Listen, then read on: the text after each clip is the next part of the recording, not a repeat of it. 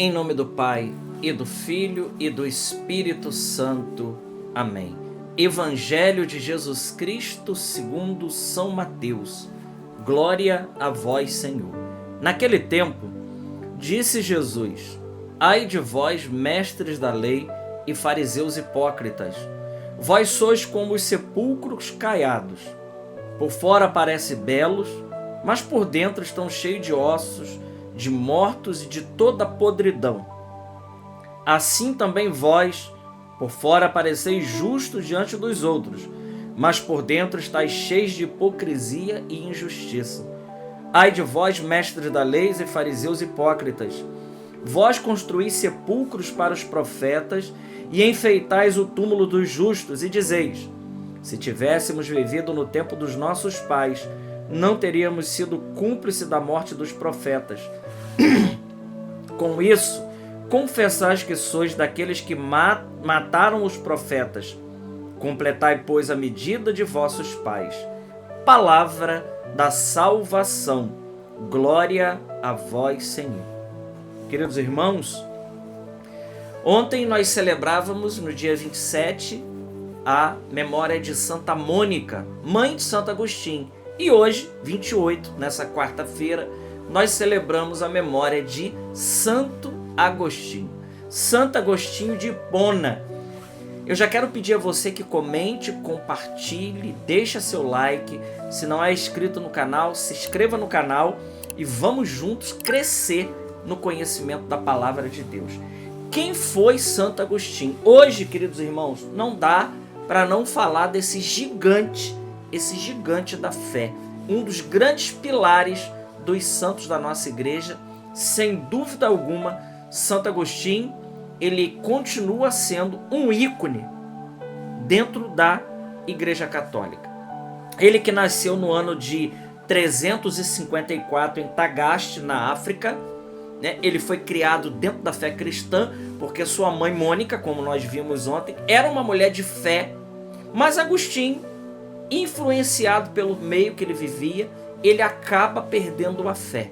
Santo Agostinho, ele perde a fé, ele vai viver uma vida como retor, como um retórico, e começa a viver uma vida também devassa, começa a viver uma vida dada à luxúria e dada ao pecado.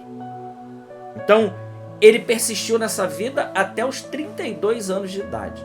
Então, a vida de Santo Agostinho até os 32 anos de idade era uma vida devassa, era uma vida de promiscuidade, era uma vida qual Santo Agostinho, ele que se tornou maniqueu, também foi para a heresia maniqueísta, ele que se deixou influenciar até que aos 32 anos, estando em Milão, e aqui é importante dizer algo, essa estada de Santo Agostinho em Milão, qual nós vimos lá que Santa Mônica foi atrás dele, e eles viveram um grande período ali em Milão. Em Milão tinha um bispo que influenciou muito a vida e a conversão de Santo Agostinho, que foi Santo Ambrósio de Milão. Santo Ambrósio de Milão, com seus sermões, ele foi influenciando a vida de Santo Agostinho e nos relata que ele se retira então a um jardim, onde ele segue um longo e terrível conflito. Uma voz dizia para Santo Agostinho: você vai nos deixar? Você vai nos largar?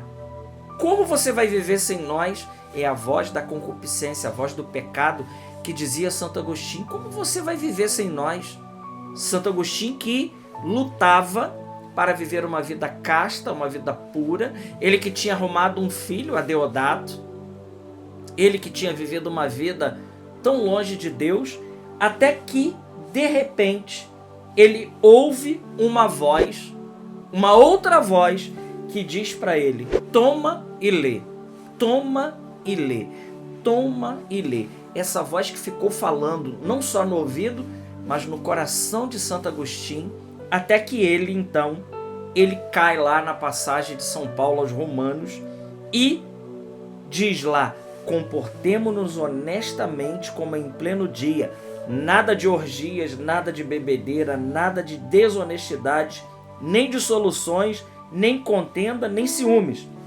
Ao contrário, revesti-vos do Senhor Jesus Cristo e não façais caso da carne, nem lhe satisfaçais os apetites. Estava a resposta de Santo Agostinho. Que coisa maravilhosa. Romanos 13, de 13 a 14. Aquela voz que ficou no coração de Agostinho, toma e lê, toma e lê. Ele pega as cartas de São Paulo e cai exatamente o capítulo 13, a carta aos Romanos, essa bela passagem. Então, essa grande batalha estava ganha. A batalha que Agostinho estava traçando, estava travando, e até aqui chega um determinado momento no coração dele que ele diz: por que não agora? Por que não agora? Por que não mudar de vida agora? E Santo Agostinho, em Hipona, ele se fixou, ele foi consagrado bispo em 395. Por 35 anos ele foi o centro da vida eclesiástica na África e o mais poderoso defensor da igreja contra a heresia, enquanto seus escritos têm sido aceitos por toda parte como uma das principais fontes do discurso devocional e especulação teológica. E Santo Agostinho ele veio morrer então no ano de 430. Esse é o grande Santo Agostinho de Hipona, meus queridos. Um grande modelo para cada um de nós e que nós ainda hoje bebemos da doutrina de Santo Agostinho. Ele que viveu uma vida, ele que teve uma conversão intelectual, porque a conversão de Santo Agostinho foi uma conversão intelectual, ele que foi viver no maniqueísmo, ele que foi viver uma vida dissoluta, uma vida desregrada, mas que até que, influenciado pela homilia, pelas homilias de Santo Ambrósio, e aqui eu já quero dizer algo, o quanto nós precisamos beber de fontes seguras. O quanto nós precisamos beber de fontes de santidade. Hoje, graças a Deus, nós temos muitas boas fontes para que a gente possa beber. Seja na literatura, nas leituras, seja naquilo que a gente ouve de música, seja naquilo que a gente assiste de conteúdos maravilhosos que tem, mas no meio disso tem muitas coisas ruins e que a gente precisa cuidar. Então Santo Agostinho ele foi influenciado por Santo Ambrósio de Milão, ele travou a sua luta interna, a luta que cada um de nós travamos. Você, meu irmão, eu e você, todos os dias nós travamos uma luta e nós precisamos vencer essa luta com a palavra de Deus.